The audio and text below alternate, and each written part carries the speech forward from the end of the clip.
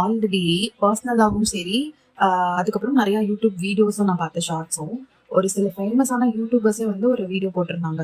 பழனி முருகன் கோயில வந்துட்டு என்னங்கடா இப்படி ஸ்கேம் பண்றீங்க அப்படின்ற மாதிரி வீடியோஸ்லாம் போட்டிருந்தாங்க. பர்சனலா என்னோட ஃப்ரெண்ட் அப்புறம் என்னோட நாத்தனார் எல்லாருமே சொன்னாங்க, கொஞ்சம் ஜாக்கிரதையா இருங்க அப்படின்னு சொல்லி தான் அனுப்பிச்சு விட்டாங்க.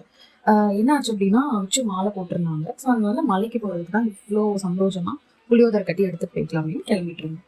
அது கூடவே சேர்த்து நைட்டே நான் ப்ரிப்பேர் பண்ணி வச்சிட்டேன். நெய் விளக்கு, அப்புறம் வந்துட்டு திரி, குங்குமம், மஞ்சள், தீப்பெட்டி, சூடம் அப்படின்னு விளக்கு எல்லாமே நான் இங்கே வீட்டுல இருந்து எடுத்துட்டு போய்க்கலாம் அப்படின்ட்டு எடுத்துட்டு கிளம்பியாச்சு. மார்னிங்கே ஒரு 3:45 வண்டியிலே போயிட்டு வந்துடலாம்னு சொல்லிட்டு கிளம்பிட்டோம். எங்களுக்கு வந்து இங்கிருந்து ஒரு 2.5 hours ஆகும் பழனி போறதுக்கு. ஓகேன்னு கிளம்பிட்டோம். இவ்வளவு விவரமா ஏமாறக்கூடாதுன்னு யோசிச்சுனா விளக்கு முத கொண்டு நான் வீட்டுல இருந்து எடுத்துட்டு போனேன்.